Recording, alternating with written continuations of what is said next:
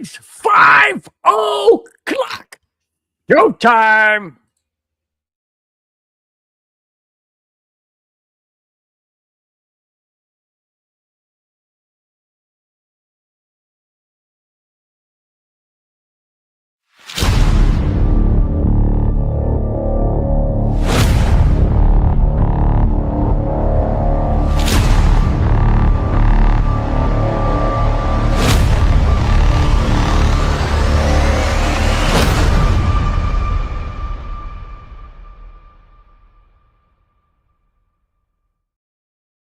Hello, Bronco fans, football fans, and sports fans everywhere. Welcome to another show on Friday night. Spence, kick us off.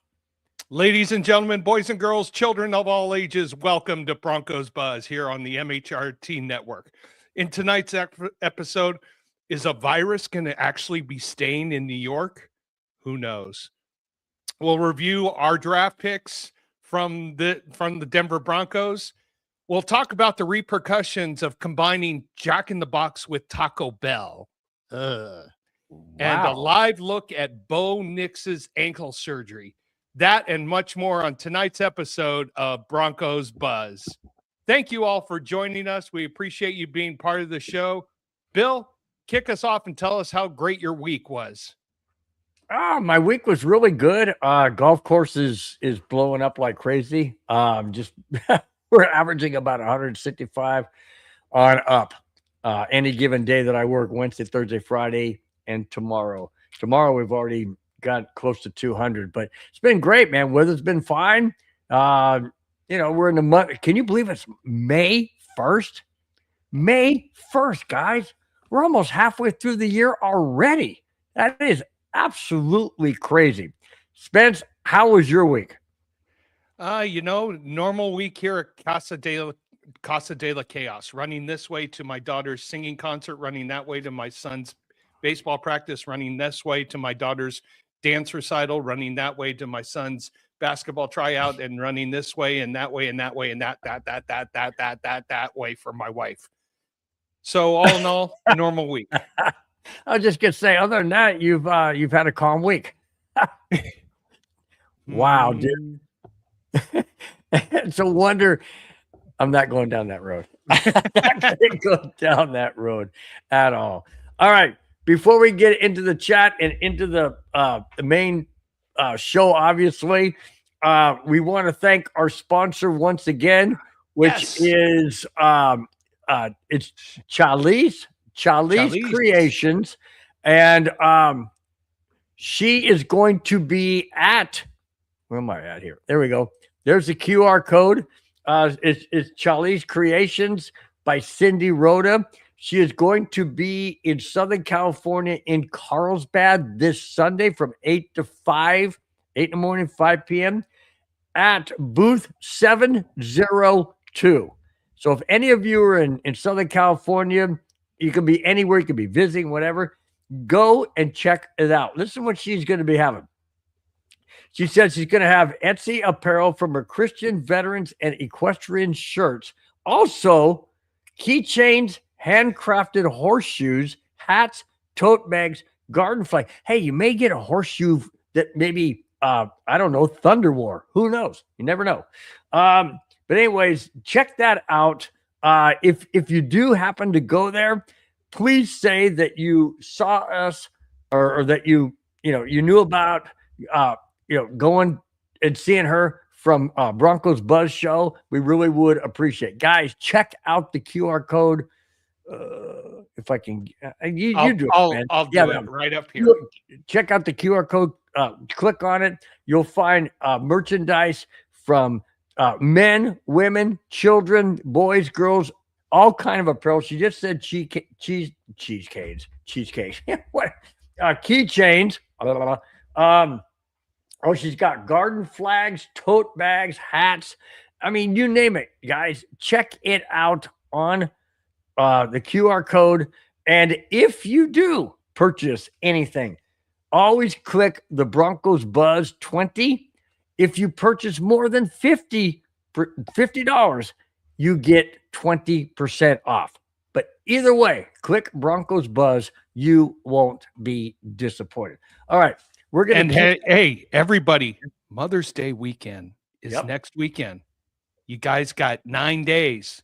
This is a great place to go and shop for Mother's Day. There's a lot of great stuff. I've already picked out a few things for the boss. So, but Is she watching?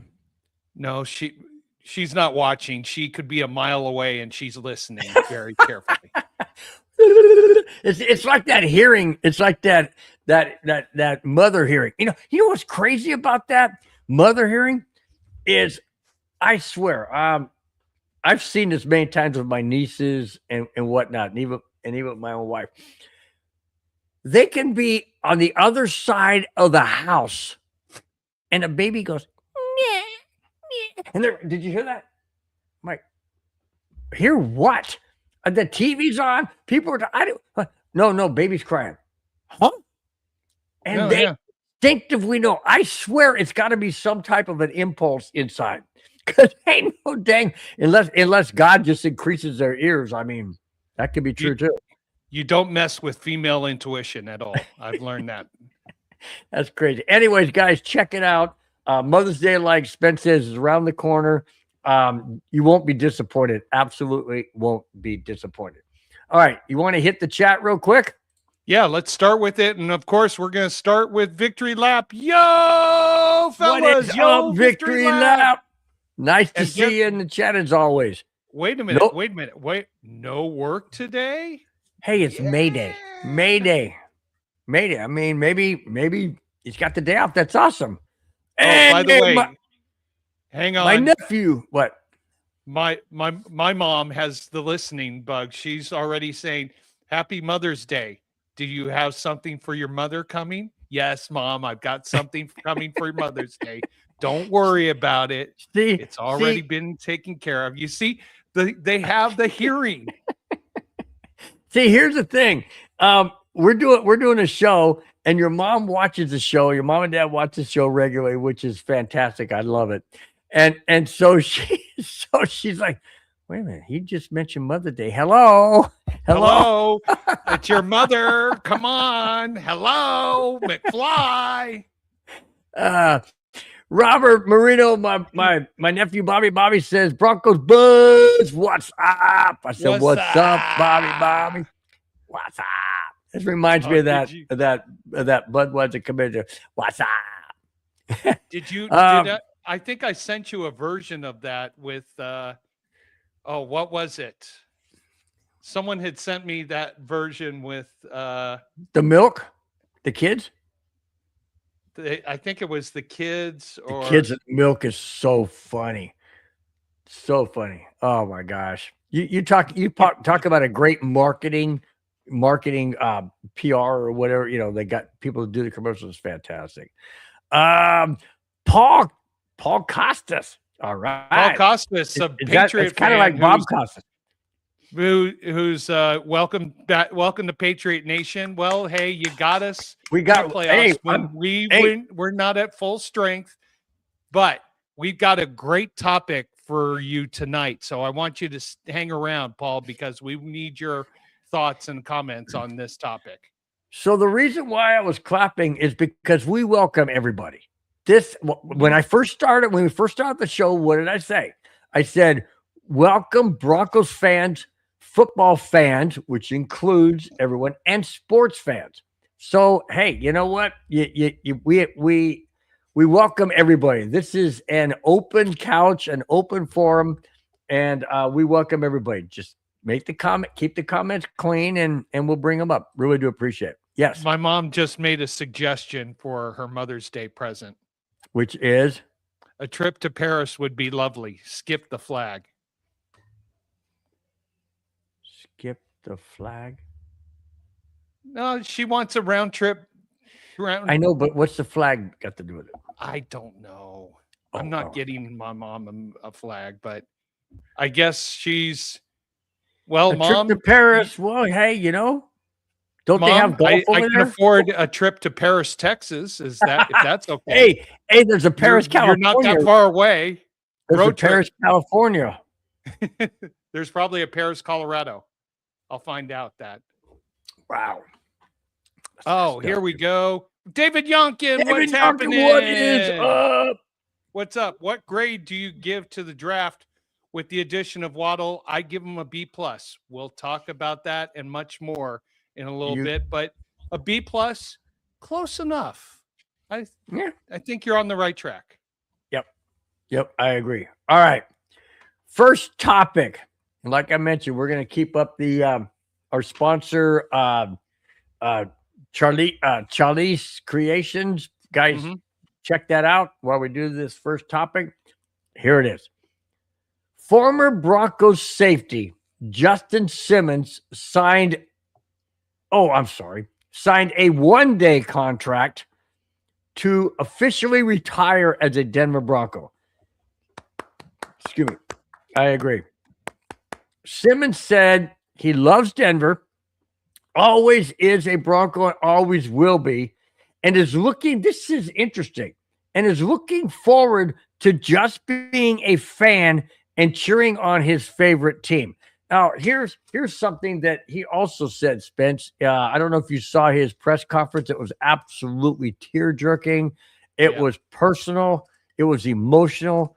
And one thing he said is when he was not playing football and was watching his favorite team, the Denver Broncos, in the playoffs, he said he got more nervous watching the game than he ever did playing, because he said he realized he couldn't do something to help the team. That speaks volumes of how much this guy meant to the Broncos, how much the Broncos meant to him. And in my opinion, Spence, and I know you'll agree, the Denver Broncos did the absolute correct thing in giving him a one-day contract to retire as a Denver Bronco. What more can we say about Justin Simmons other than I'm going to ask you this. Do you personally feel that he deserves to be in the Hall of Fame on Canton? So 32 interceptions, 4.5 sacks, 1 touchdown. He was with the Broncos for 8 years, Atlanta for 1 year. Last year, no one signed him. Do I put him in the Hall of Fame? Okay, tough. If not the Hall of Fame, how about the Ring of Fame? Ring of Fame, I would strongly consider him because he was that impactful for the Broncos, even when they were not a competitive team while he was there from 2016 to 2023. So his legacy, I would put him in the Ring of Fame. Just how much he meant to the team and to the organization and to the city at large with all his philanthropy. I cannot say that today. Okay. He also got to defrost the mouth. He also said that his biggest regret, because one of the reporters asked him, did he have any regrets in his NFL career? And he said his only regret was not going to a playoff game. He absolutely, really, he said, you know what? That's all I wanted. I wanted to experience the atmosphere of a playoff game. I am so sad that he did not get to experience that, but I am so glad that he retired a Denver Bronco. Absolutely so glad. And you know what? Robert Moreno, how much was Simmons' one-day contract worth? Whatever it was worth, it was a great value for both of them. Now, do they ever disclose that, or do they actually sign him and pay it? Do they actually pay him? Legally, they have to. Oh, really? Yeah. So it's not just like a paper thing that says, okay, we're signing you to this day so that you can retire. It's not like... So 99% of these guys, yes, they get paid, but you know what they do with it so they don't have to show it on their tax returns? They donate it to charity. Oh, there you go. There you go. That's awesome, man. That's awesome. All right. Once again, we thank Charlie's Creations for sponsoring the show. We will bring that back up periodically through the show and definitely at the very end. Guys, totally take advantage of this. You won't be disappointed. I guarantee it. All right. Denver fans might have to practice their penguin walk with Waddle. Waddle, baby. Waddle, baby. Waddle, baby. Waddle. Waddle, waddle. Do you remember that song? That's a rap song. You know that one? Yeah. It's called wobble, but we changed it to waddle. That's Yep. pretty cool. And That's pretty cool. And since we got a New England Patriot fan, maybe we go to the New England Patriot topic.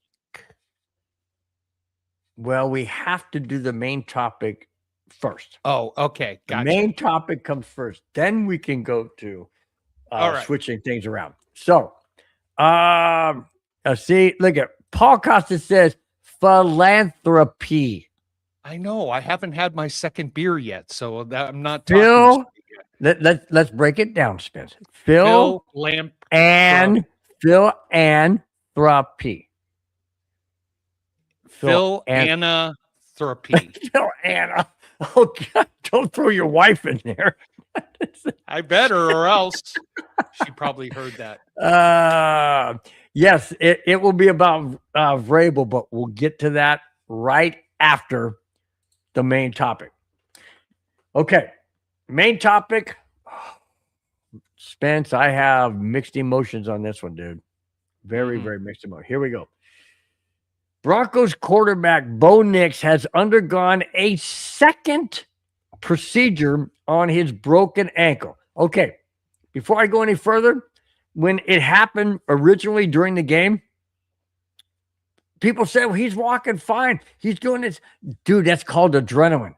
It's called, you're on an ultimate adrenaline high.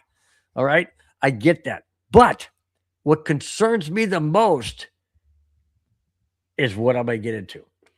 Nix was supposed to be full go for last Monday's start of the offseason program. Turns out all has not gone well with Bo Nix's recovery from his initial ankle surgery. What does this mean for Bo Nix? And more importantly, what does this mean for the Denver Broncos in 2026? Spence, I listened to a guy on DNVR bring in a specialist that deals with these type of ankle surgeries. And he said that a cleanup surgery, and this is what it was, because apparently when this surgery was so bad that it damaged ligaments or strained ligaments, it strained tendons, and the actual joint was damaged halfway through. So they had to put a plate on the side of the ankle and a screw to hold it together. So what happens is, according to this surgeon, your cartilage and your bone starts growing around, and they have to scrape that away and get, and then see how it's healing, and maybe reduce some of that pressure from the plates and the screws. I know you're familiar with a lot of this. The point I'm trying to get at is this. What does this mean for Bo Nix? Oh, by the way, the surgeon, the DNVR guy said, asked the surgeon, what is his prognosis? For being, healthy. He said he'll never be 100%, but he could be anywhere from 95 to 98% because of the magnitude of his career. My question to you is the Denver Broncos in serious jeopardy with Bo Nix in 2026? No. And I will show you and also demonstrate to you. So remember, Bo Nix broke his ankle in high school, had surgery. It wasn't a specialist surgery. It was just, let's tidy up. Broke his ankle in college, had the same surgery. Oh, let's clean it up. Broke it again. And this time he got the high level magnitude surgery that he needed. I'll give you an example. You ready for this, Bill? You watching carefully? Mom, okay. Dad, you watching? I'm watching. Right.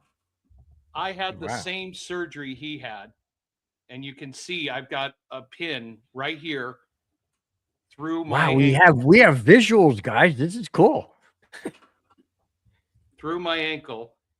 And I had a cast that was all the way up my leg. So I had the same exact surgery that Bo Nix had. Now, why do you do, after you have ankle reconstructive surgery or any kind of surgery on the ankle, why is there a second surgery? It's one of four things. It's to either remove scar tissue. That's why I had a second surgery, because it removed scar tissue, because there was too much swelling around the ankle and the ankle wasn't healing. So after they took my cast off, I had a second surgery just to go in and do a cleanup. It was not a major surgery. I wasn't under general anesthesia. Went in, they did some cleanup, but they left the screw in there. That's part of what I have to deal with for the rest of my life. Another reason to go in there is the ankle is healing so well, you can take the screw off and let it heal right. That's not what happened here. Another is swelling.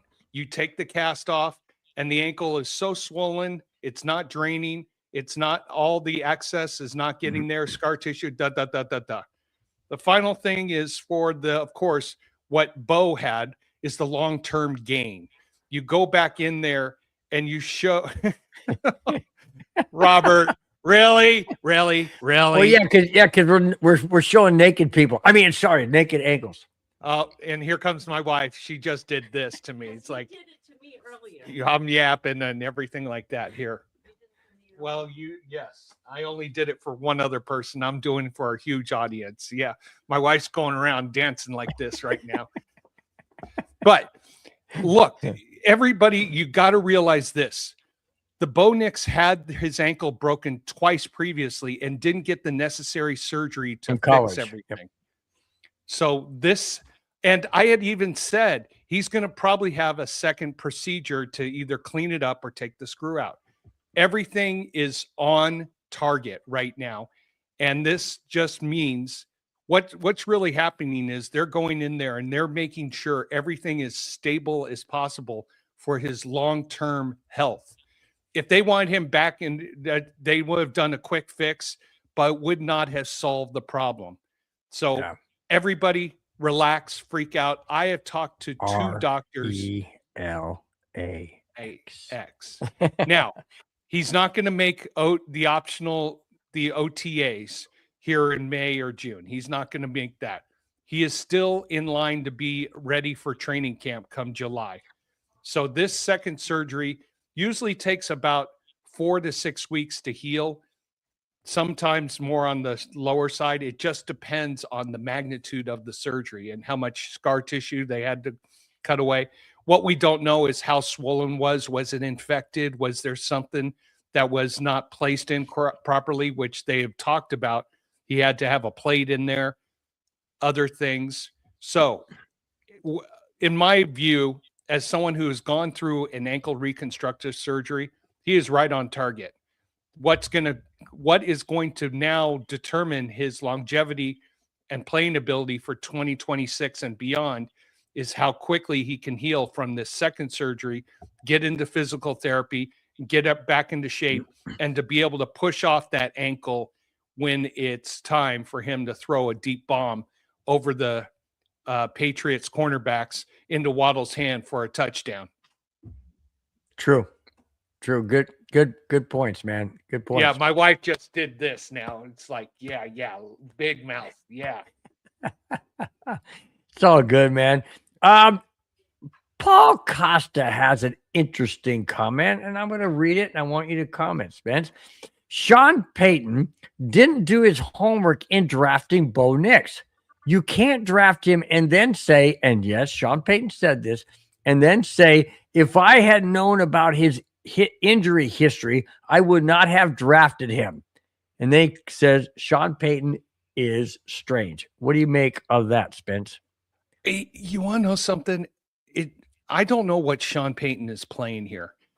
The organization made a great decision in drafting Bo Nix. I had told you I had a friend who had worked for the Broncos for that draft, and they had Bo Nix as the second best quarterback out of everybody there. They wanted Bo Nix, and when he kept sliding and sliding, the Broncos were like, "We're going to get Was he sliding because of these injuries?"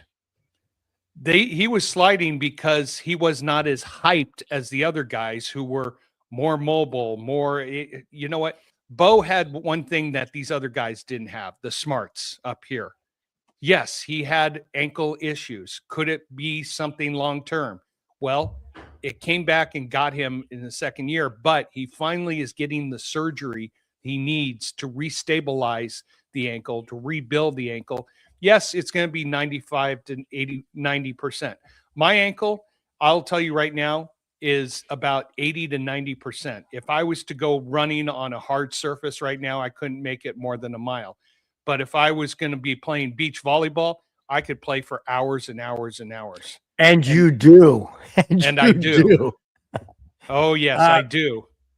David Yonkin follows up by saying, if the main topic's Bo being hurt, I'm not worried because it's only April, but he changed it, said it's only May and it's not September. I thought it was the mean topic, according to him. Well, it could be mean, but it's supposed to be mean. But anyways, but the thing is he's, like I was telling Badungus earlier before the show on the phone, you got to have the OTAs. You got to feel, you got to see how your ankle's going to respond. And if he can't be there for those practices and stuff, he's going to be out of shape and he's not going to know if his ankle is going to hold up. And just like every injury, and I've had a tear in my right elbow. I've got a partial tear in my shoulder. Nothing like what Bo Nix is going through. But there's certain times that I do something and go, I don't know if I can do this because I don't want to hurt.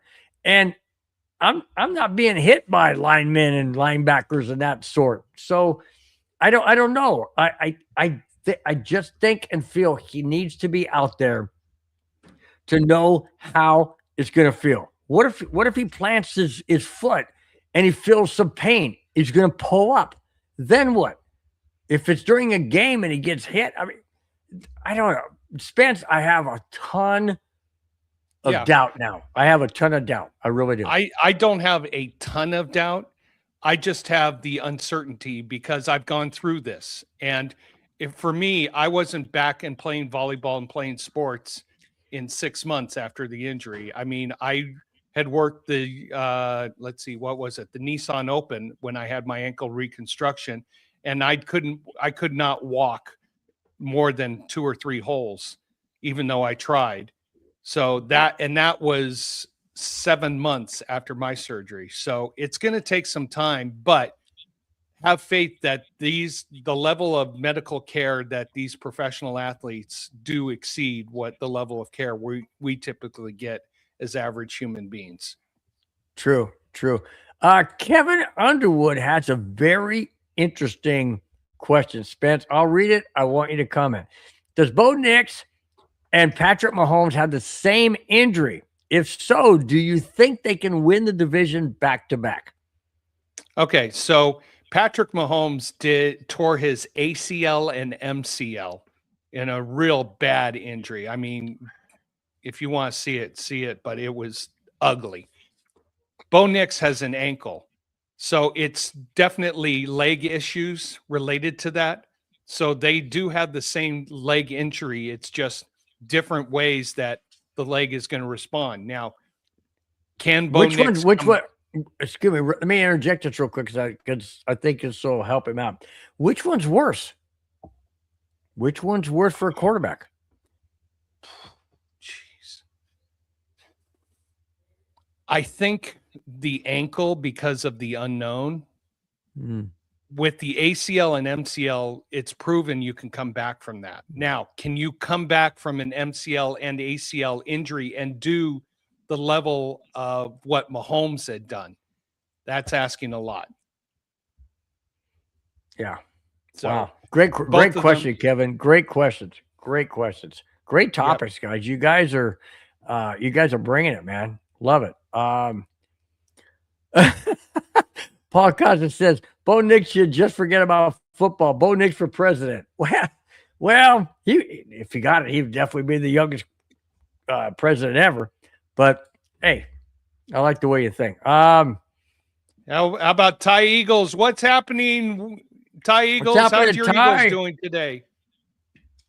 Bo Nix will be a long-term quarterback with tremendous upside, and he will be great. This might upset some people, but I really think the coach is outdated. What do you guys think? I would say this. I think you're definitely onto something because Bo Nix and Sean Payton don't seem to be on the same page whole lot. I mean, we've seen a lot of disputes on the field and not talking the same mannerism off the field. This is probably why Sean Payton brought in an offensive coordinator who can now understand this. Sean Payton needs to learn to be a manager, a director, just, direct his coordinators. You're talking about the ultra A type coach. And you're asking him to step back. That ain't gonna happen. That ain't gonna happen. But he took the first step. But who's our offensive coordinator now? Not Hopkins. It oh my escapes God. me. Hang on. Okay, Google. Who's the Broncos offensive coordinator in 2026?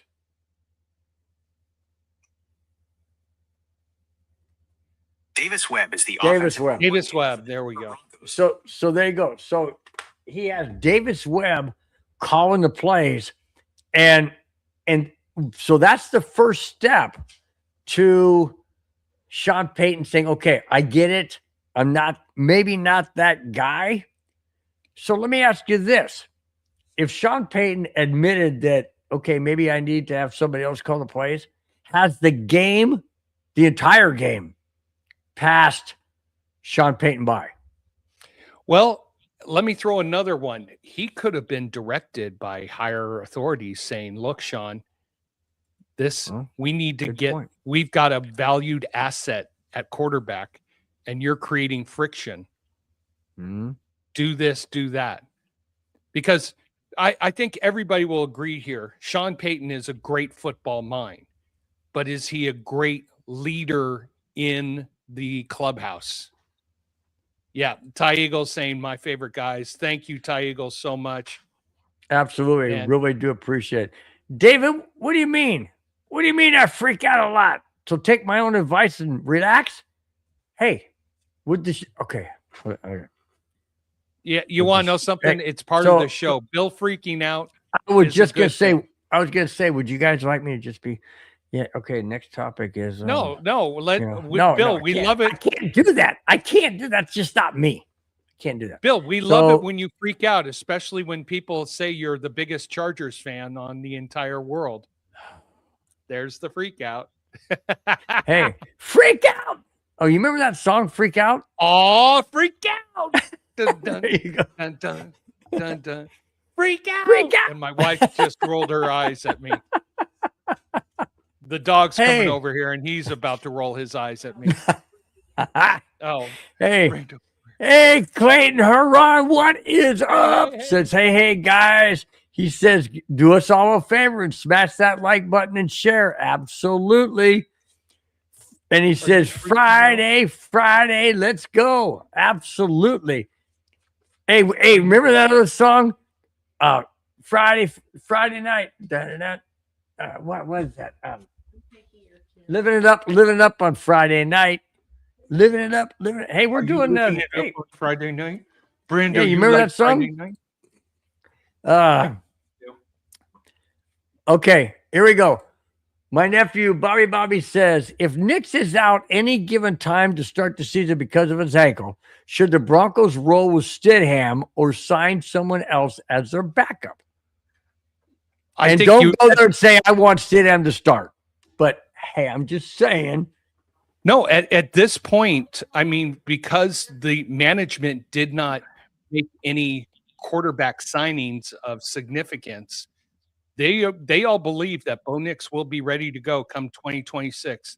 If Stidham needs to play a game or two, hey, you're his biggest fan, so get him ready to go.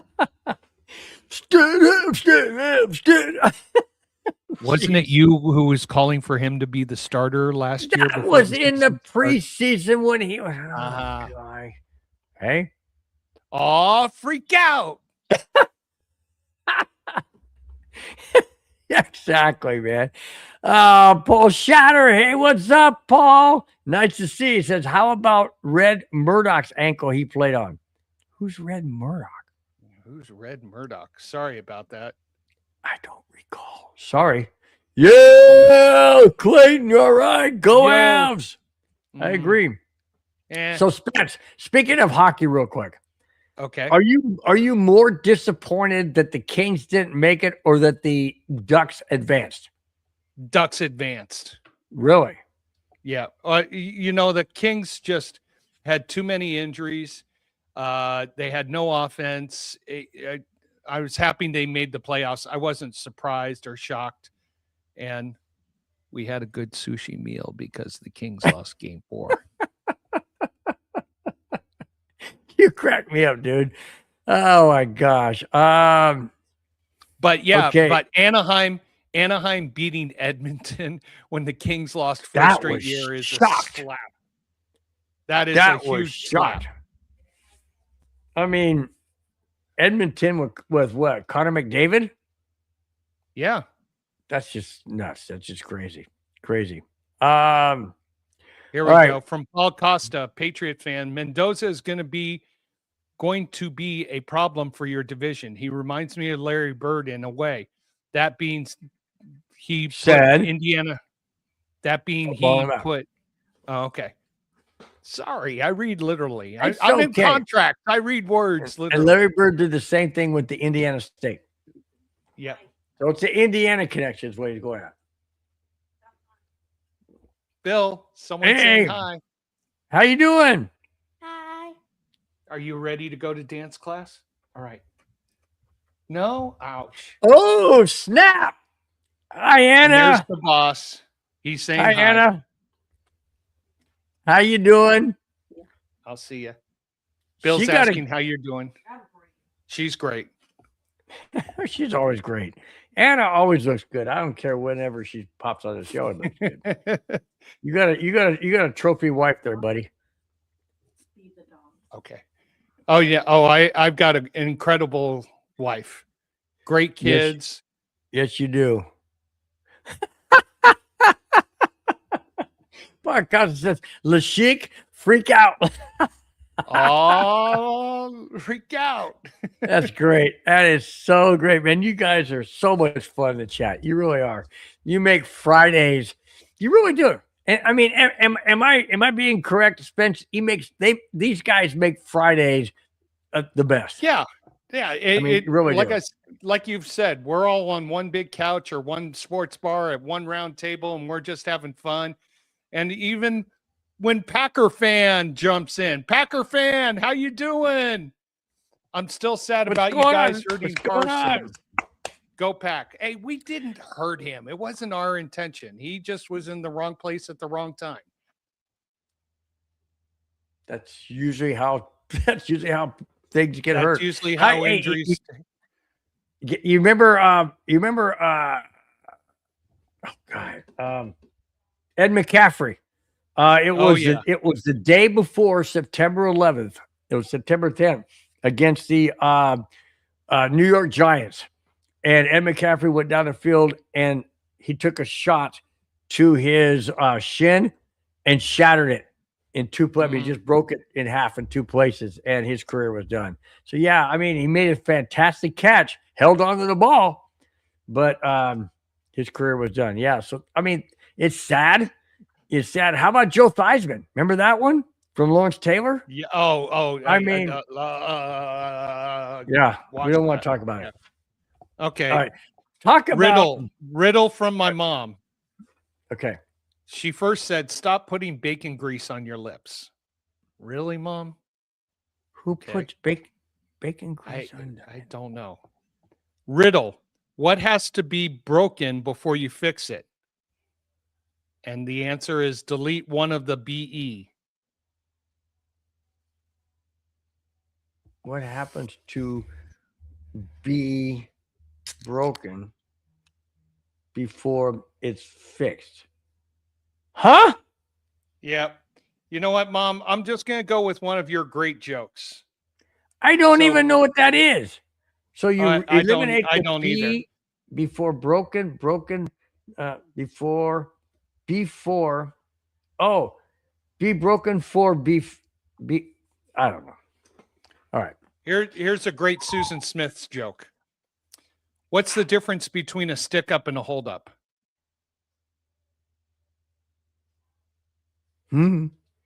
Age. Well, that's messed up, dude. That's messed up. Hey, that's one of my mom's jokes. I know, but that's messed up because my nickname when I worked in the school district was Stick, and I now thought I'm it was older. hold up. Well, now it's hold up probably. No. Oh, I get it. You gotta hold them up. I get. Oh, that's funny.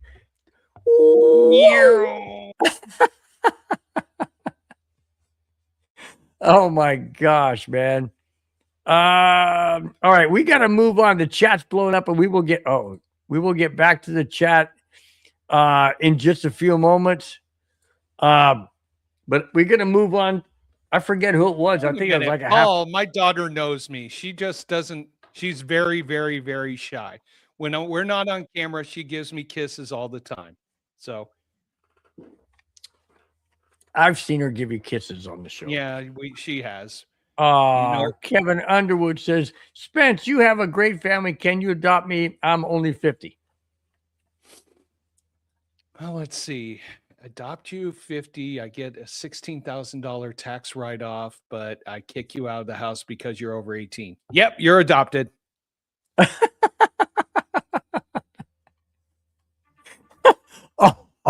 Oh, Bobby says, as long as you freak out, not freak off.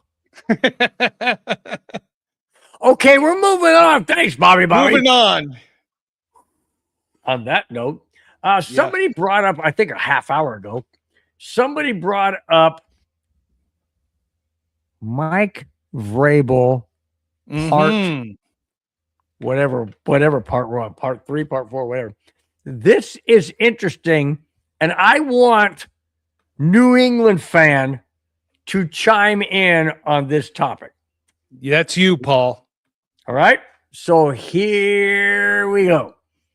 Rumors from the NFL, not from people made up, not from Spence and myself. Rumors from the insiders of the NFL is that Mike Vrabel might be forced to resign as head coach of the Patriots due to the scandal and distraction. I continue. Despite the speculation, Vrabel has not resigned and doesn't plan on it. All right. The Patriots executive vice president, Elliot Wolf, has publicly dismissed his resignation rumors, saying, and I quote, "We have no plans to part ways with our head coach," end quote. However, analysts have warned of the drama. If the drama continues to impact the team, a resignation could become inevitable. Spence, is Mike Vrabel's tenure as a head coach of the Patriots or anywhere in the NFL in jeopardy due to this scandal, due to the distraction, and due to the upcoming offseason workouts involving the Patriots? This is huge. This is absolutely a bombshell huge. He could be forced out. What do you think? Well, welcome to the Patriot way here, where we cut corners, we skew the truth. And as long as Mike Vrabel keeps building a franchise that is going to make the playoffs, go deep into the playoffs, make the Super Bowl, he's not going anywhere. There is the ethical decision that you have to consider. Do you take the ethics over the team over the success of the team? He's not going to be, you know what, Joshua, I will put that up there. He's not going to be forced out. Of course not. He's not going to be forced out at this time because he's got success going his way. Now, play this out. The All right, Patriots before you get on that, can I interject something about being forced out? Yeah. Rossini resigned. She had a fantastic career. Well, let's not get into that. She had a really good, she had a good career. Why would she resign? And why would Vrabel not resign when they both were wrong in what they did?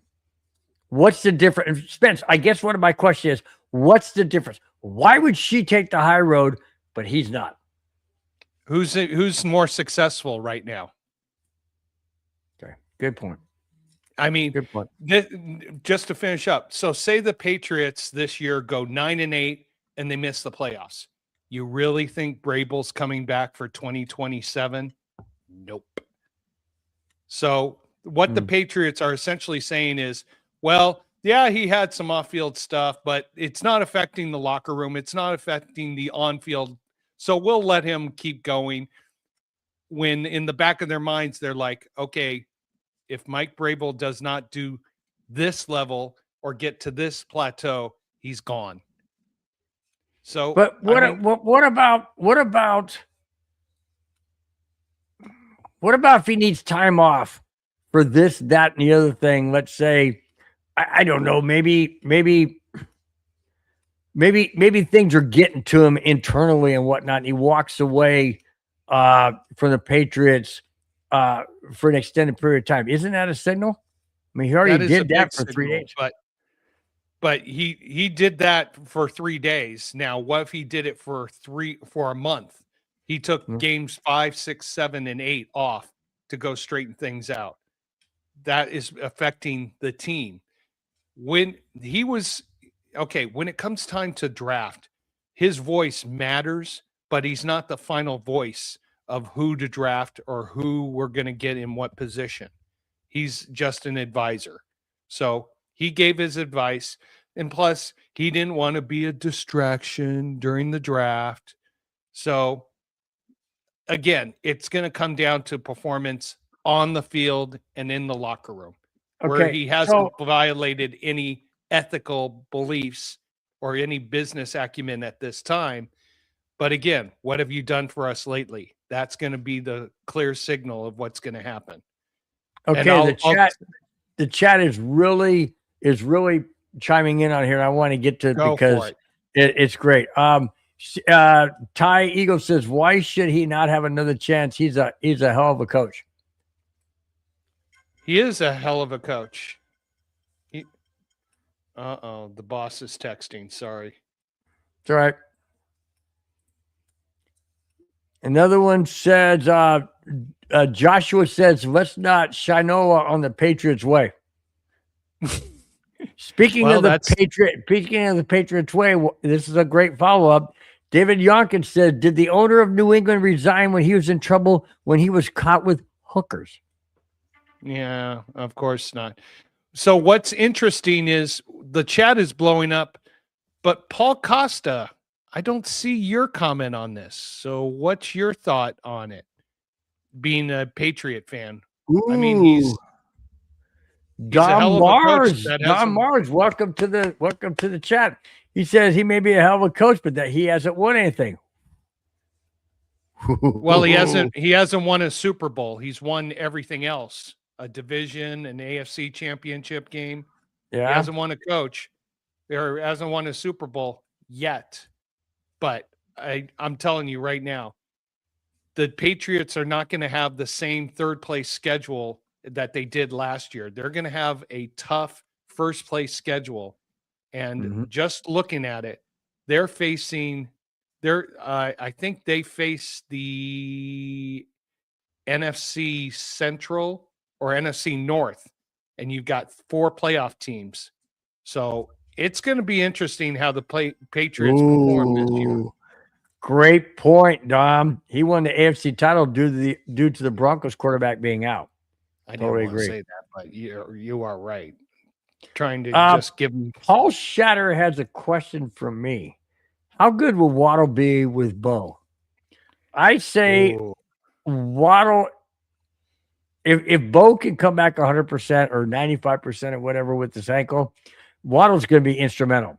And the main reason why, it'll take the pressure off of Cortland Sutton.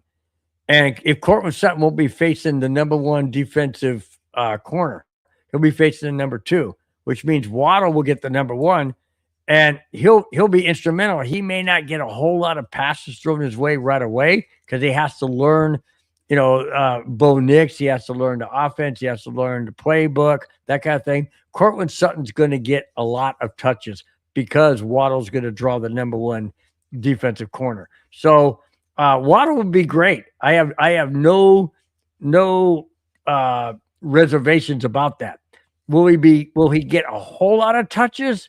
I'm not so sure early on, but I think as the season goes on and the communication between Bo Nix and the playbook that he learns and all that, he's going to be fine.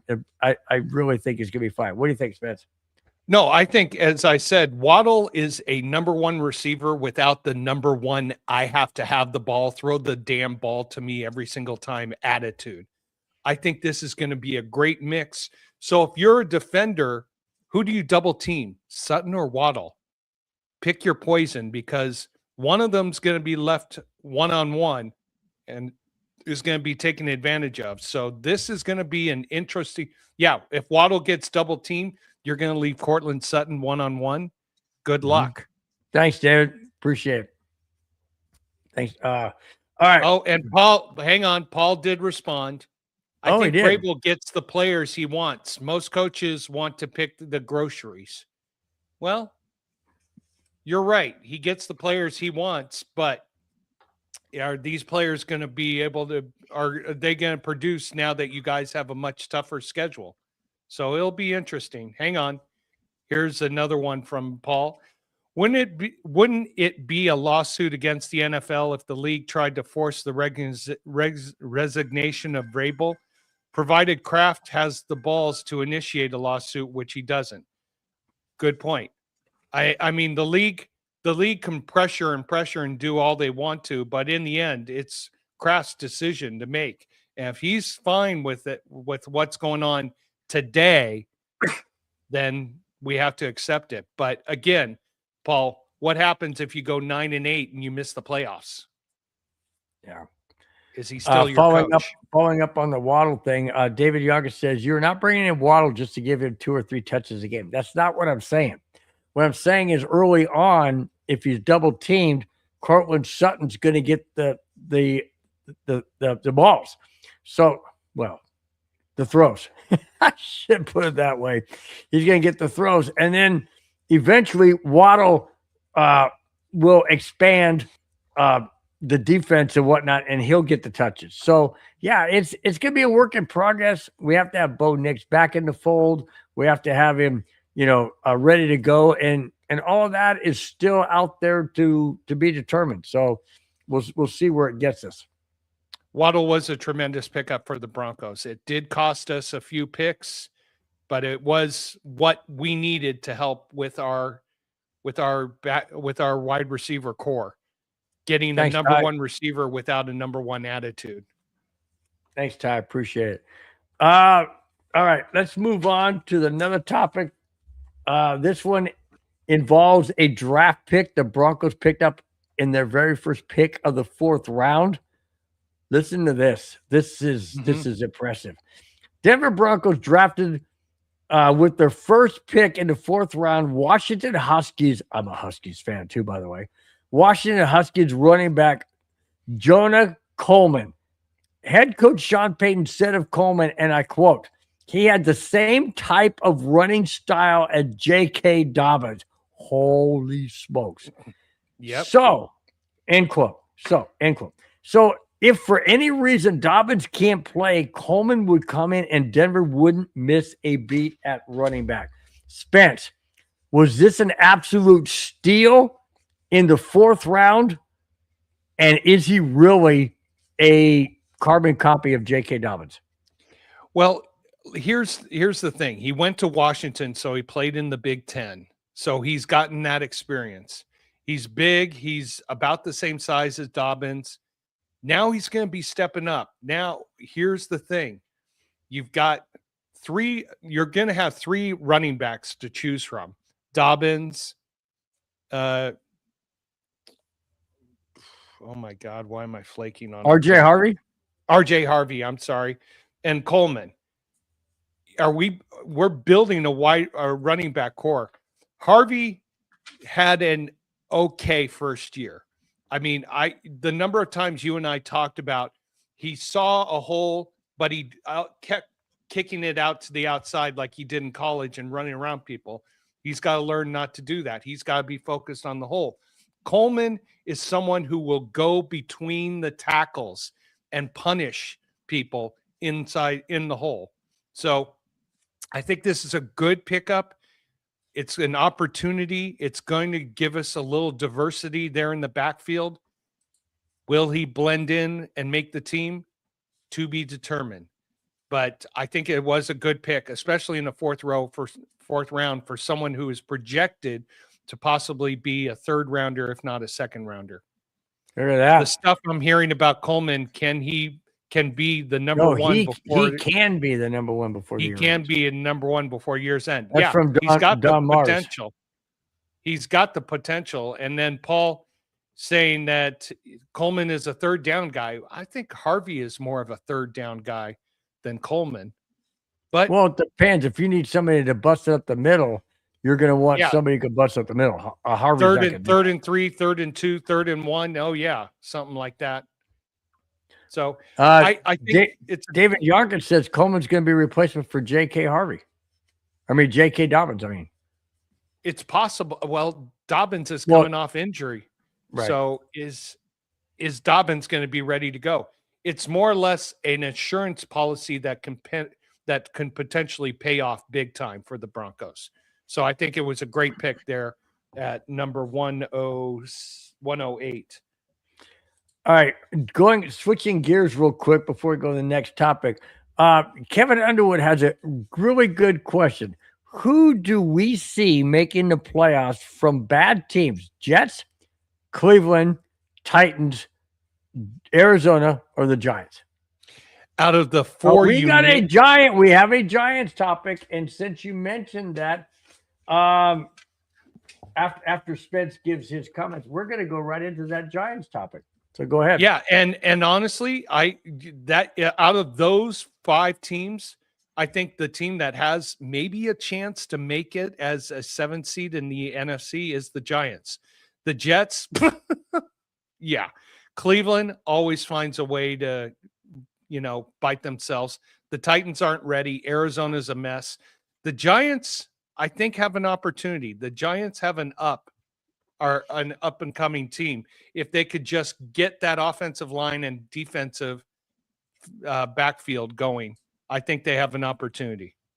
By the way, we have a Giants and a Jets back to back because of Kevin's question to us. So here is the Giants topic. Former Broncos defensive tackle Shelby Harris has signed a 1-year deal with the New York Giants.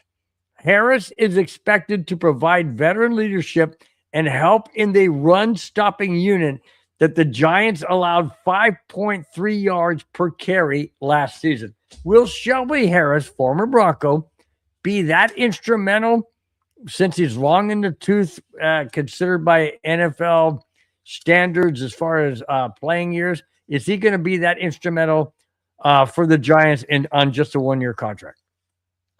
He's 34 years old, and to be a defensive lineman and to go through all that pounding and punishment and to be able to make a difference, honestly, I see him as probably a backup and not someone who makes the starting rotation.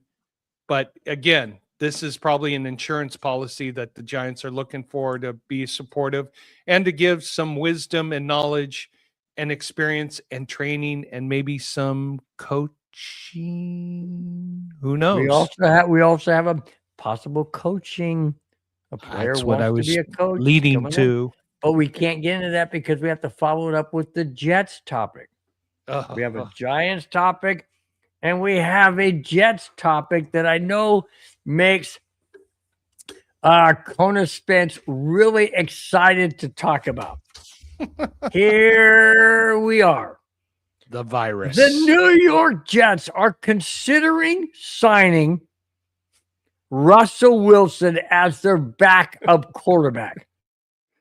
That would reunite Geno Smith and Wilson on the same team of which they had in Seattle. Wilson had a visit with the Jets recently, and this comes per the Athletics' Zach Rosenblatt. Zach Rosenblatt. Spence. Rosenblatt. So Russell Wilson potentially going to the Jets, being a backup to Geno Smith. Is that even doable? Is that even workable? Or to me, is that more laughable? Geno Smith and Russell Wilson? Are the Jets that stupid? Yes. Seriously? Yes. I mean, JETS, junk. I mean, I have to hang on. SETF. I have to be if you spell back Steph. STEF. Steph. As in stupid. I guess backwards. But go ahead. I have to be respectful for my friend who does a Jets podcast and who's probably watching. Yes, he's probably pulling whatever hair he has out of his head out. You know what?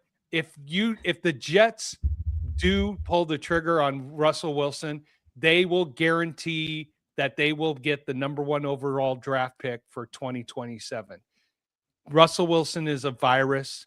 Russell Wilson does not improve or enhance or encourage or bring positive reinforcement to the team. He is a virus. He drains out the life of the team. I mean, is he looking for a new career right now? He went and played banana baseball. New York City Jets will continue to be training for the NFL. Yeah, training on what? How to be miserable. Ty Eagle, that is classic. No, training for this is what you don't want. Yeah. Ty Eagle goes, why? No, you got to say it. Why?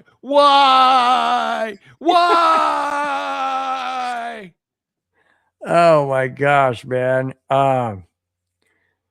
Let's see. Yeah, you're right. You're right, David. Wilson is a me guy, not a team guy. Well, you know what? Demarius, I'll call you back later. You know what? Russell Wilson is probably the one who responded when someone said, well, Russell, there's no I in team. He's the one who probably responded by saying, yeah, but there's an ME. Yeah, true. Real quick before we move on again. David Yarkin has a really good question. Denver has a harder schedule this season than last year. So what is our prediction? We will get into the predictions down the road.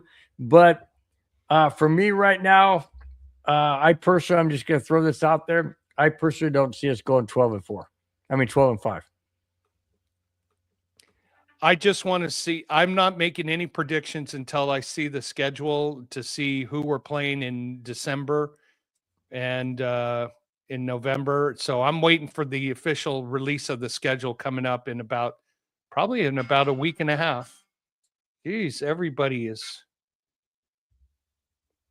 calling. Come on, I'm doing a show. I'll be at the bullpen. Man, they love you, man.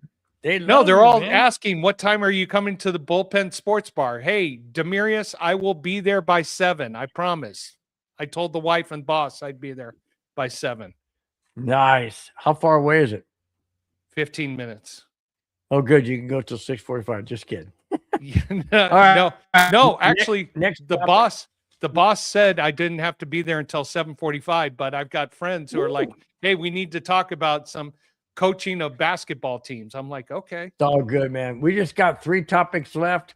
We got some really last 2 ones. This one here is interesting. I love it because finally a general manager put the screws to a prima donna.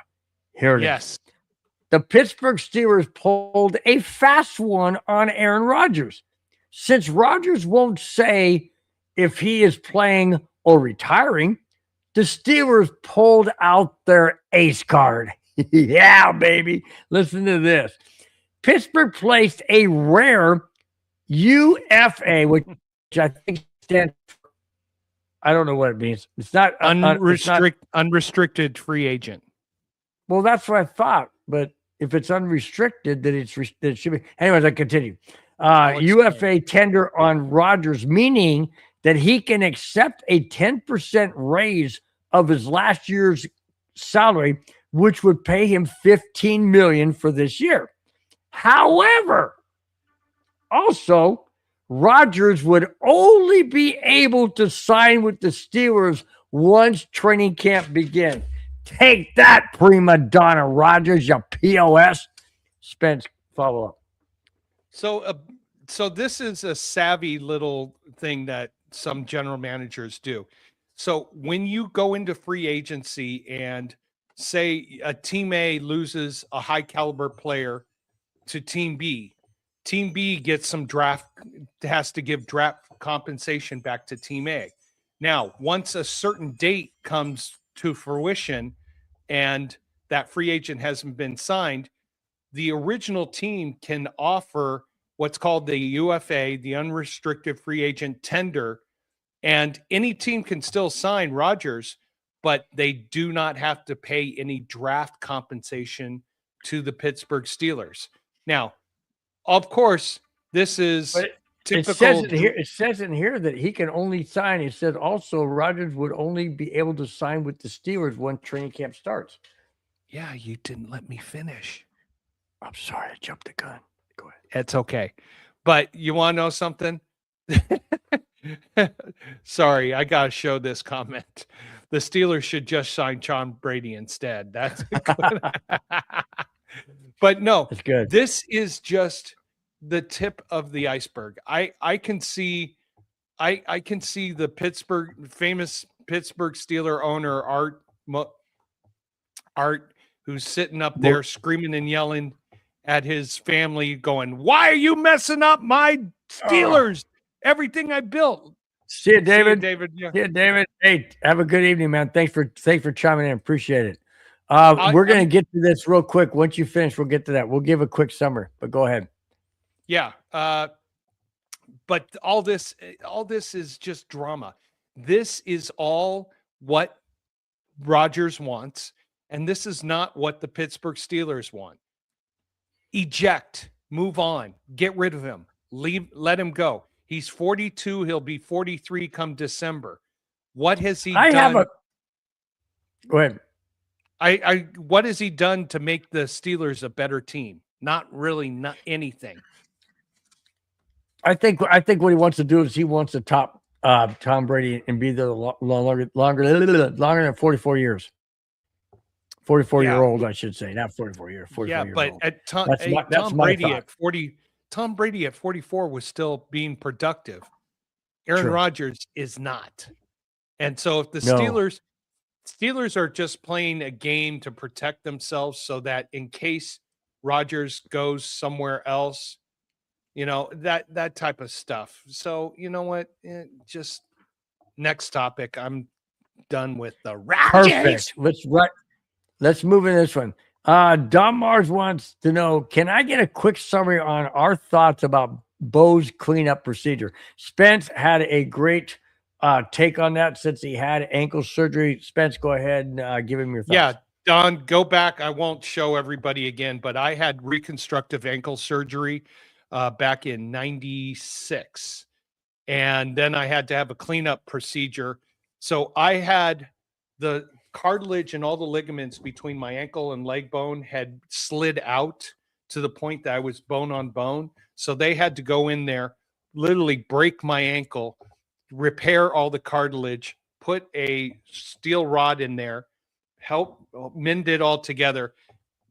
And then they put me into a cast that was above my knee, so I couldn't move my ankle. After 12 weeks, they took the cast off and they looked at it, and my ankle was swollen. And so they went in there and they did a little cleanup procedure to take out some scar tissue. And they left my screw in there because my ankle wasn't stable enough. To this, it's now 30 years later. I can go running for maybe about mile and a half, but my ankle gives away because I'm in my late 50s. But when it comes to playing beach volleyball, I can go for hours and hours and hours on the sand. As for Bo Nix, this cleanup procedure, I think, is part two, which I said would possibly happen because he had broken his ankle in high school, broken it in college, and all they did was a quick mending job. They didn't go in there and fix the real problem of stability and with the ligaments and everything else. So this is now there's 4 reasons why you do a cleanup procedure. Either A, the ankle is so swollen that there's a problem. 2, you go to take the hardware out, which is the steel rod. 3, the scar tissue, which I mentioned about. And 4, you want to do something else to improve the long-term stability of the ankle, which is what they were doing here. So this is not for people who have gone through ankle reconstruction. Yeah. This is no strange thing. This is normal. The media wants to blow it up. Oh, the Broncos didn't know about it. Oh, they didn't know. Oh, the doctors this. I've listened to other podcasts and have laughed. This is normal that there's a second procedure after a major ankle reconstruction or major ankle breakage to really stabilize it and clean it up for the long-term gain. So I'm not worried at all. So hey, there's Dom, your quick summary. Dom, that was your quick summary. Anyway, that was a good explanation. Good explanation there, Spence. Appreciate it. All right, we pleasure. are at the chat and Spence's wife Anna's favorite spot. The last 2 topics. But before that, dun dun dun dun. We have a jackass of the week. We do? We have a jackass of the week? Okay, guys, hang on. Here we go. Hang on. Here we go. Oh, this is interesting. You suck, you jackass. Wow. Before I go into that, I got to read this comment from Paul.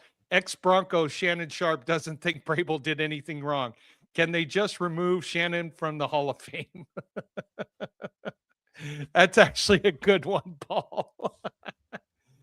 Which leads me into the jackasses of the week. So now I saw this, but I didn't think I didn't really delve into it. So go for it, Spence. No, it's a double standard. And when I talk about this story, you'll be like, well, yeah, it happens all the time, but no one gets caught. So 3 minor league players pled guilty to insider trading and profiting combined more than you mean like the government people do? Yes, like the government. I'm sorry. Go ahead. Profiting only $190,000 when they got inside information that Del Taco was buying out Jack in the Box. These 3 men, they did. They got the inside trading knowledge. They got the inside information that this was taking place. And a week before the transaction was publicly announced, these guys all bought stock in Del Taco, and the Del Taco stock went up by 66%. And each of these guys made anywhere from $40,000 to $60,000. Isn't it interesting that these guys get caught for insider trading, but each and every congressman, senator, governor, politician does it daily? Well, they're protected, Spence. Come on. They're buddies. They just pat them on the back. Hey, it's okay. I got your back. Yeah, double standard. Yeah. But so I did not know that Taco Bell really bought out Jack in the Box. Taco Bell. I wonder what that's going to do to the menu, because I like Jack in the Box. Every now and then I like a good old jumbo Jack, or Oh, hey, I used to love and eat too much, and my mom will be like, "Oh, yes, he did." I ate Now, their which one do you like better, Jack in the Box or Taco Bell? Del Taco. You like Del Taco better than Taco Bell? Yes, Really? Because I love but I don't eat. the box menus where you get the burrito supreme and taco supreme and Oh, my man. wife and I used to do Del Taco, but then we decided, hey, we could cook our own stuff, and we do better. I cook fish tacos. I do burritos. I do everything. Oh yeah, How long does it but take to how long does it take for me to get to your house? About 3 hours, 2 hours, hour and a half? 2.5. Okay, I'll be there. I'm just kidding. Okay. Jack started in San Diego. No, Del Taco. Okay. Yeah, Jack Jack in the Box, it did start in San Diego? I think it did. But I I find know it interesting. McDonald's started in LA McDonald's started with Ray Kroc. He owned the Padres. Ray Kroc. Whoa! By the way, where's Rudy? We haven't been able to Ray, talk about the I game. know. He said he was watching the show, but he texted me and said, "No, Ray Kroc." Anyways, Douglas, we need a video short on the YouTube page of his verbiage right there. I mean, last week it was athletic supporter. This week, Hey, you know what I meant to say last week was athletic. She was a supporter or athletic support or whatever. Yeah, you guys, if you missed that, go back and watch it. That was last show. Now I just did it again this show. Good job, all right. So Paul.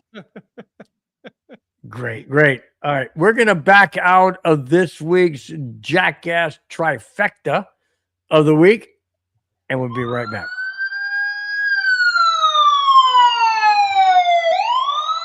You suck, you jackass. Almost like we Now- needed to name that the topic this week, the Double Standard Award. Yeah. No kidding. No Yep. kidding. God, the chat is blowing up. It's May. May flowers. I love it. You know, April showers bring May flowers.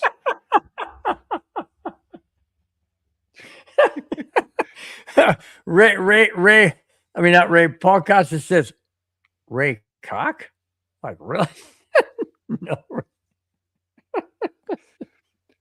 Mom, Oh my your dirty jokes has started all this. You know that, Mom. Oh my gosh, guys. If you watch this show throughout the entire time we're on, you're gonna catch one or maybe multiple things that I say that are just off cover. Just not intentionally. I don't do it intentionally, but last week was priceless. So supporting God, that was freaking awesome. All right. We all love and remember, and in my personal opinion, I want him back on the Broncos in any way, shape, or form. Here it is. Von Miller, former MVP of Super Bowl 50 with Denver, wants to return to the Broncos, not as a player per se, but in the front office or as a coach. Spence, you have mentioned many, many times that if Von Miller ever were to come back to the Broncos, he would be fantastic as a edge rusher coach or whatever capacity he wanted to be in. Do you still feel that way? And do you think and feel, before I ask that full question, he has been at Broncos training camps. He has been rubbing shoulders with executives of the Broncos, trying to find a way to come back into the Broncos to be an important figure, whether it's coaching, front office, whatever. Do you think it's still possible, or is he just grasping at straws? I think it's a combination of both. The more I think about this, yes, I would love him to be a coach, but if you're the Broncos and you're at this ceiling point and you're getting better and getting better, Nothing against Von Miller, but do you want somebody who doesn't have coaching experience to come in and be a prominent coach right now?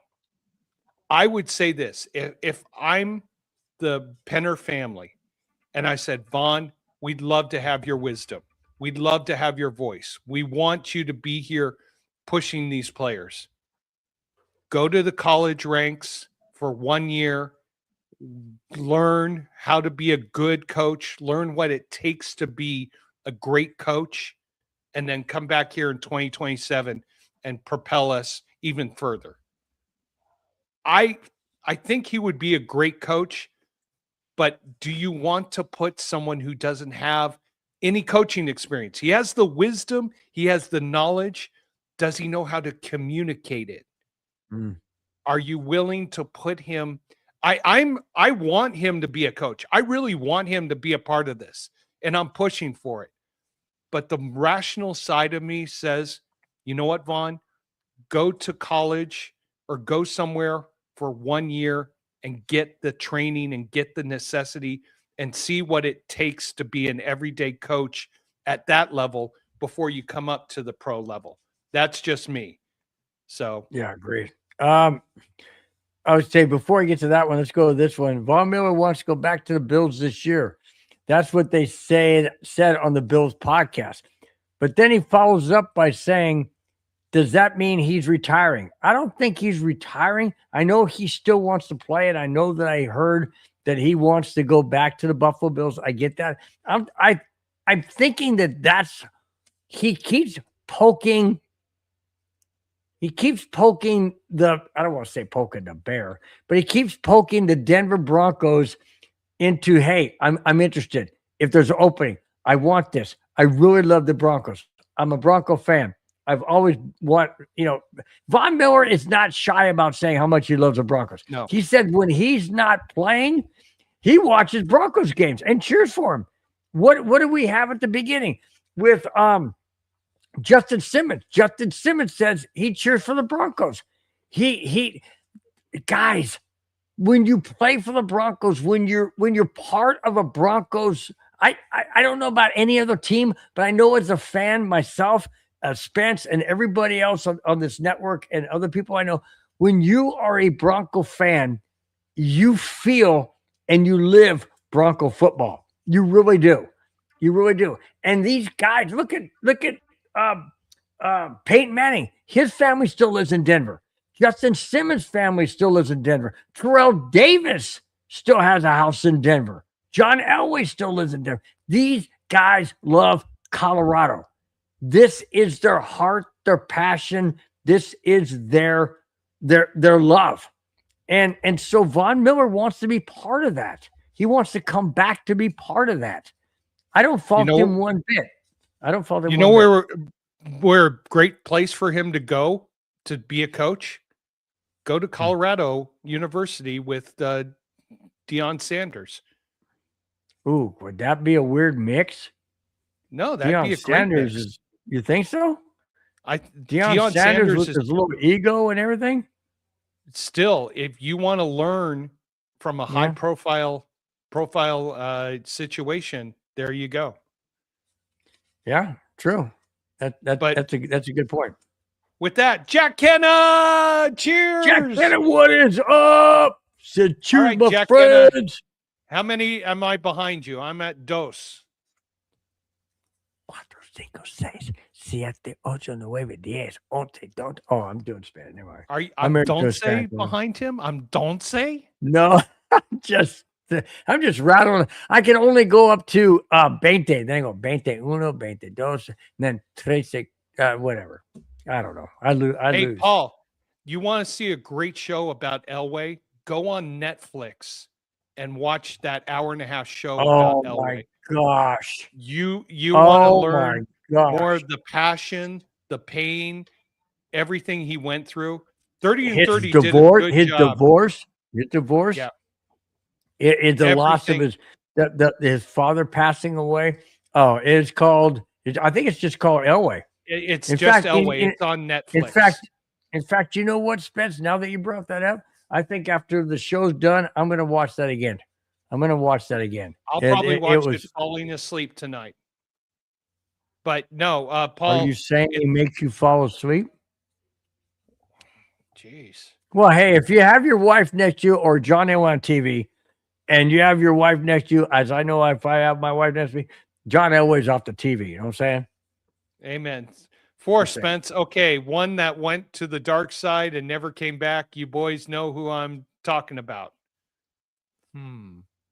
Okay. we're Dark not Side going. never came back. I would say, is he talking about a former Bronco to a Raider? I would have to say that would be Lyle Alzado. Hey, my dad just texted. Dad, thank you for chiming in. He says, great show tonight. You guys are doing great. I've drank you, more sir. wine than you've had beer. Dad. Well, thank you so much on both counts. Thank you so much that our show is great. Hopefully it was before he had the second or third bottle. But hey, whatever. It's all good. Thank you so much, Mr. Spence. Really do, Mr. Spence. Hey, Paul really Costa. do appreciate it. Paul Costa, I What? don't know if we did this for you, but what is your beer of choice? I think we did it for Sam Adams, and I drank a Sam Adams here. Is Sam Adams still your beer of choice? If it is, I'll have one for the next show. That's that you what. can- That's. I'll tell you what. My Sam Adams Summer ale. summer ale's a bomb, dude. I love the summer ale. I Dude, can't there's do- one out. There's one out right now that I have. It's in the fridge in the garage. It's called Sam. Oh, what is it? I gotta do this. Okay, Google. What's Okay, the latest Sam Adams beer? so Okay, Paul what? Costa. Yeah, Paul Costa says I don't drink ulcers. Well, Paul, we had a Kansas City Ooh. fan who was 10 years old, allegedly, who said they Damn. drink root beers. I had root beer last week for Bob Smith, who was supposed to show up. So I had root beer with an scoop of ice cream ready to go for a root beer float. So if that's what you're into, I'll have a root beer float next week. What do you got, Bill? Wow. Okay, so I just asked what's the latest Sam Adams beer released? It's called the Cherry Bomb. It's 9.5% ABV Imperial Alcohol Wheat Ale. for I know. volume. Launched in 2020. Additionally, the Our City, Our Beer Variety Pack debuted in March, featuring collaborations with Boston sports stars like Julian Edelman, Julian Edelman, and Derek White. Julian Edelman is Wow. supporting at 9%. Holy crap! That's not what I have in. That's not what I No. have in the fridge out there. No, Oh that's a my little, gosh. little on the But stiff Ju- side. But Julian Edelman is a short guy, a little guy, stocky guy. Would you think he would be promoting 9%? Yeah, if they pay him enough, of course. Well, wow, that is crazy, dude. That Julian Edelman. Oh my gosh, man. That Reminds guy's me like of a little- the he flat was a little corn- pistol, man. He was a little pistol in England. I mean, New England. Amen. That guy could just run kind of weird because you lose him because he's only like about what, 3'5", something like that. No, I'm just kidding. Reminds me of the flat tire beers. Interesting. No, segue. no, fat tire, Ah, not flat. Fat tire. But I like the way you worded that into the final topic and what I like to call it, which I got to get a little segment for, the feel good story. So let's all do a little hug, okay? Little feel good story. Come on, Spence, you could do the feel good. I feel good, but Brad's checking in. Good evening, gentlemen. Bill, our Avs swept the Kings. Go Avs, go. Sorry, Spence. Hey, I wasn't expecting us to win the series. I mean, we got into the playoffs. Yippee.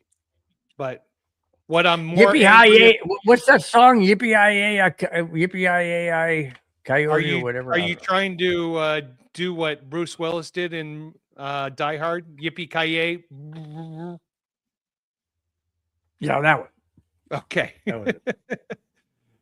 So now, Brad, but I'm not angry that the Kings lost. I'm more angry that Anaheim eliminated Edmonton, who we could not Can get you past believe that? the And past and 4 and years. can you believe that? Connor McDavid, they beat that team. That's crazy. That's crazy. Yeah, but you know what? The Avalanche have to face the Minnesota Wild. And I can't stand them guys. They're I was mean, shocked dirty, that nasty. I've got a friend who's a huge Dallas Stars fan, and he's inconsolable after losing the series to Minnesota. I tried to talk to him last night. He's like, Spencer, don't, just leave me alone. Don't. I'm like, okay. Hey, like that song. Since we're doing songs, leave me alone. Just leave me alone. Just leave me alone. Yeah, please leave me. Whatever. How that song goes. It's called "Please Leave Me." Whatever. All right. Enough of the karaoke. We are in the last topic of tonight's show, guys. You've been fantastic. Today's May 1st. Can you believe we're in the month of May? Here it is. This is a great feel-good story. It really is. Yeah. And I know that a lot of guys, when they watch this particular Broncos player, constantly get frustrated, like I have in the past. But what you see off the field is more impressive because it's a human endeavor by a person who does his very best off the field as much as he does on the field. Here it is. The Denver Broncos left tackle Garrett Bowles was helping a stranded citizen this past week.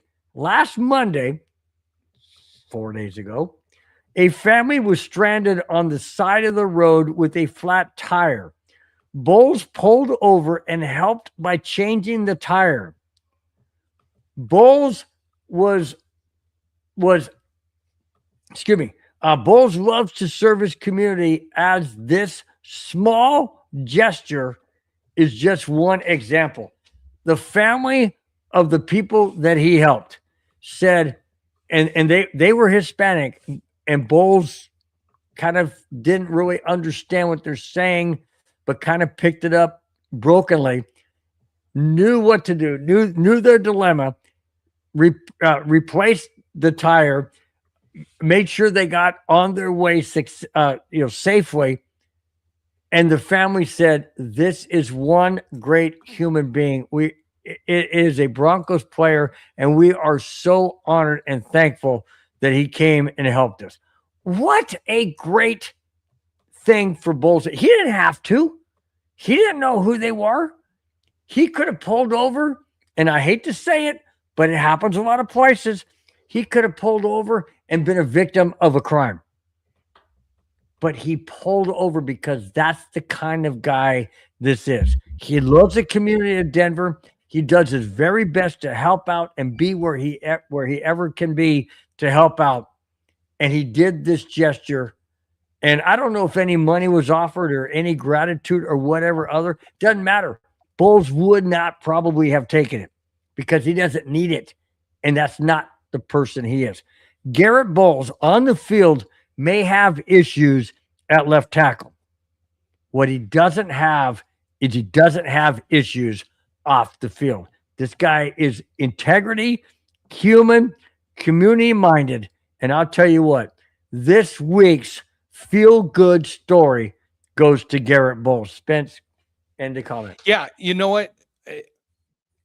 I think you said everything that needs to be said. I mean, unselfish, gives a helping hand, pulls over. I mean, yes, you see it in Colorado. You would understand it in Colorado. It's good in Colorado. Would you ever see it here in Southern California, a professional athlete pull over and help somebody? No. But Bowles, thank you so much for being a gentleman. Thank you very much. Oh, wait a minute. Hang on. Time out. What's that? What's that? Bob, I had it last week. I said I would bring it last week. I had the root beer. We talked about this earlier on the show today. I had the Muggs root beer. The kid, because you didn't show up last week, the kids drank it all, and I don't have it. I had the ice cream to go with it. No, okay. I'm going to take it back. He said I'm sorry.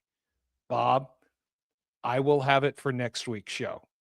Is that You better a deal? you better have it a little cabinet or something, not cabinet, but a little freezer or something next to have it. And that way you always got it prepared in case it shows up. I will And then have it. I want to see you pour it on there and mix it up. Here's the problem. I get the Muggs root beer, and my kids drink it all. You need a lock on that freaking thing, man. Oh, I'm busy working, reading contracts all day, and they're like, "Dad, we're home. We're gonna get some." Oh, there it is. There it is. Okay. I will make sure to come next time. Promise made.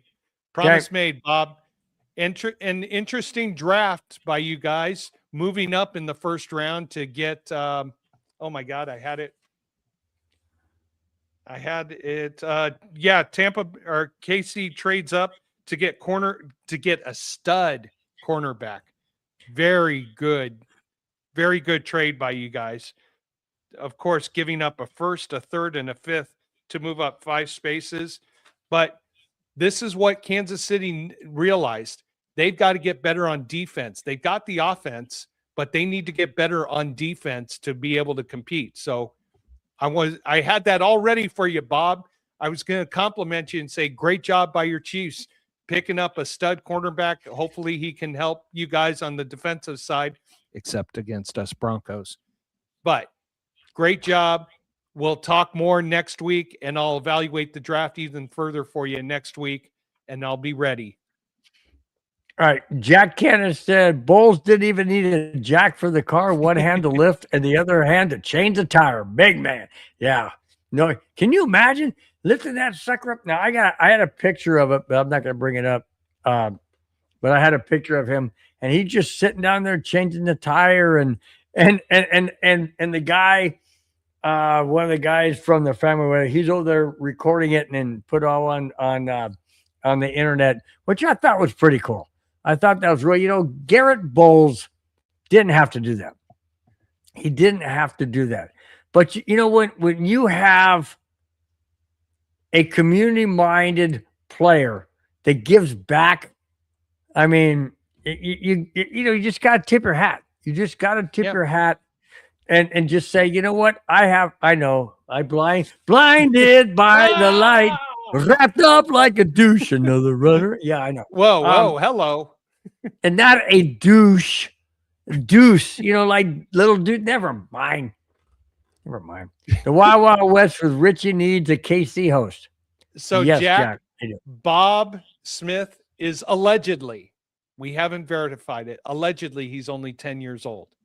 So Bob, if you want to start a career in sports broadcasting, one of the shows on our network is looking for a Kansas City fan, and if your parents will let you stay up late on either Tuesday or Thursday, pass on his info.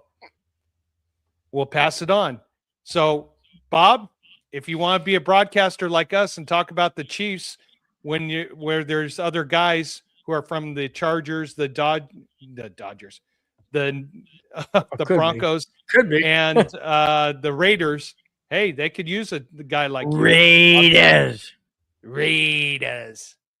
So we'll pass the information on, Jack. But a very good. What does that mean?